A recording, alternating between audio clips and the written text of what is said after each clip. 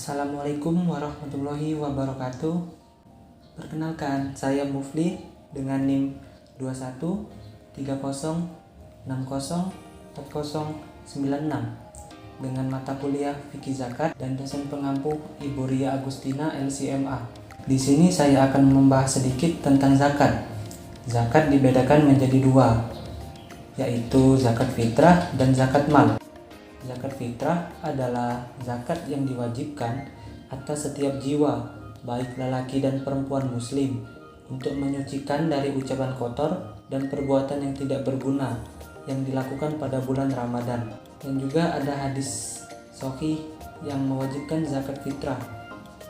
Farada Rasulullah SAW zakatal fitri tuhratan lisoim minal lahwi warofas wa tu'matan lil masakin faman addaha qabla sholah fahiya zakatan makbulah wa man addaha ba'da sholah fahiya sodaqoti minas sodaqoh. Dari Ibnu Abbas radhiyallahu an, ia berkata, Rasulullah SAW mewajibkan zakat fitrah untuk membersihkan orang yang berpuasa dari perkataan sia-sia dan perbuatan kotor, dan sebagai makanan bagi orang-orang miskin.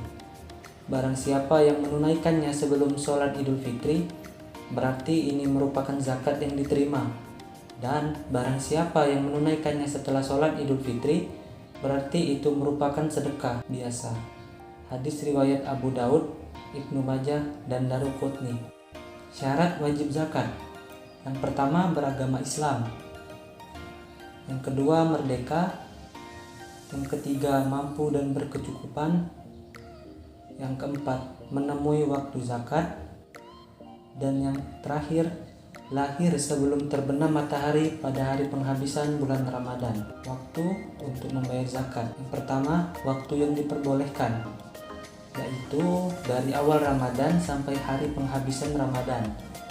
Dan yang kedua, ada waktu wajib, yaitu mulai terbenam matahari penghabisan Ramadan. Yang ketiga, waktu yang lebih baik atau sunnah, yaitu dibayar sesudah sholat subuh dan sebelum sholat Idul Fitri dilaksanakan.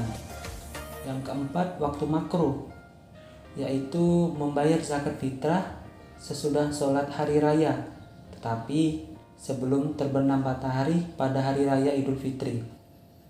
Dan yang kelima, waktu haram, yaitu pada saat matahari terbenam di hari raya Idul Fitri. Mustahik zakat fitrah: yang pertama, ada fakir. Fakir adalah orang yang hidupnya amat sangat sengsara, tidak memiliki harta di jalan Allah sabilillah, dan tidak memiliki tenaga untuk mencukupi kebutuhan serta keluarganya.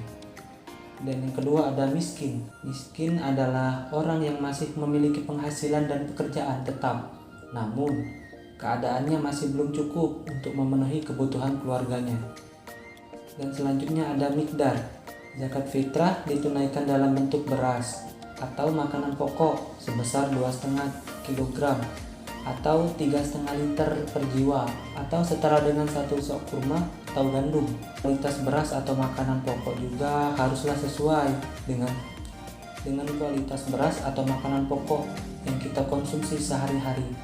Namun, beras ataupun makanan pokok tersebut boleh diganti dalam bentuk uang yang senilai dengan 2,5 kg atau 3,5 liter beras tersebut. Dan selanjutnya ada zakat mal. Zakat mal adalah zakat yang dikenakan atas segala jenis harta yang dimiliki, baik itu laki-laki ataupun perempuan muslim, yang tidak bertentangan dengan ketentuan agama, serta wajib dikeluarkan apabila nisab atau haulnya telah tercapai. Zakat mal terdiri dari uang, emas, harta, surat berharga, aset, dan lain-lain. Syarat orang yang berzakat: yang pertama, muslim, yaitu seseorang yang haruslah beragama Islam. Yang kedua, merdeka. Merdeka di sini dimaksudkan yaitu bukan termasuk hamba sahaya dan terbebas dari budak. Yang ketiga, berakal dan sudah baligh. Yang keempat, memenuhi syarat nisab atau batas minimum. Adapun syarat harta yang harus dizakati. Yang pertama, kepemilikan penuh atas harta. Yang kedua, merupakan barang halal dan didapatkan dengan cara yang halal.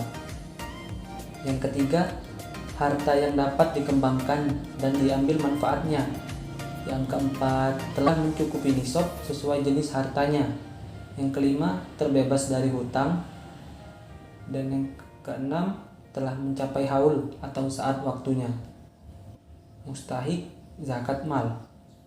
Yang pertama ada al-fuqara atau fakir, yaitu orang yang hidupnya amat sengsara, tidak mempunyai harta serta tenaga untuk memenuhi kehidupannya maupun keluarganya. Yang kedua al-masakin atau miskin, yaitu orang yang masih memiliki penghasilan dan pekerjaan tetap, namun dalam keadaan serba kekurangan untuk mencukupi kebutuhannya maupun keluarganya. Ketiga ada al-amin atau panitia zakat atau amil, yaitu orang yang bertugas mengumpulkan serta membagikannya kepada golongan yang berhak mendapatkannya. Yang keempat ada mu'alaf, yaitu orang yang baru masuk Islam dan belum mantap dari segi iman dan takwa. Yang kelima ada daurikob atau budak, yaitu hamba sahaya atau budak yang ingin memerdekakan dari majikan dan membutuhkan tebusan uang. Yang keenam ada al-gharim, orang yang berhutang, yaitu orang yang berhutang dan tidak sanggup untuk membayarnya. Yang ketujuh ada fisabilillah atau orang dalam pejuang Islam, adalah orang yang berjuang di jalan Allah sabilillah tanpa upah dan imbalan demi membela serta mempertahankan Islam dan kaum muslimin untuk mendapatkan hak beribadah bagi seluruh umat muslim. Dan yang ke-8 ada ibnu sabil atau musafir, adalah orang yang sedang dalam perjalanan yang bertujuan untuk mencari akidah, ilmu, dan ridho Allah Subhanahu wa Ta'ala. Komoditi zakat mal. Yang pertama, zakat emas dan perak. Yang kedua, zakat pertanian. Yang ketiga, zakat perdagangan. Yang keempat, zakat peternakan. Yang kelima, zakat profesi. Dan yang keenam, zakat pertambangan. Yang pertama, zakat emas dan perak. Zakat emas dan perak haruslah telah melewati haul atau 1 tahun dan mencapai nisab. Kadar zakatnya sebesar 2,5%. Nisab zakat emas sebanyak 20 dinar. Dinar yang dimaksud di sini adalah dinar Islam. 1 dinar setara dengan 425 gram emas. Jadi 20 dinar sama dengan 85 gram emas murni dan 595 gram untuk perak. Dan untuk dikeluarkannya zakat yaitu sebanyak 2,5%. Yang kedua, zakat pertanian. Nisab zakat pertanian itu 5 wasak atau setara dengan 650 kg. Kadar zakat untuk hasil pertanian berbeda tergantung dengan jenis pengairannya. Apabila diairi dengan air hujan atau sungai maupun mata air, maka zakatnya 10%. Sedangkan apabila diairi dengan disirami atau dengan irigasi yang memerlukan biaya tambahan, maka zakatnya 5%. Untuk mengeluarkan zakat hasil pertanian tidak perlu menunggu masa kepemilikan selama 1 tahun. Jadi, waktu mengeluarkan zakat pertanian, ketika tiba masa panen haruslah langsung dikeluarkan zakatnya, karena akan dikhawatirkan petani lupa untuk menunaikan zakat hasil pertanian itu. Dan yang ketiga ada zakat perdagangan. Nisab zakat perdagangan sama dengan nisab zakat emas, yaitu 20 dinar atau senilai dengan 85 gram emas. Zakat yang wajib dikeluarkan dari harta perdagangan sebesar 2,5%, dan penetapan nilai aset telah mencapai nisab atau ditentukan pada akhir haul atau 1 tahun. Zakat peternakan. Zakat peternakan haruslah telah mencapai haul 1 tahun, digembalakan di lapangan terbuka untuk memperoleh makanan, dan telah sampai nisab hewan itu. Zakat profesi.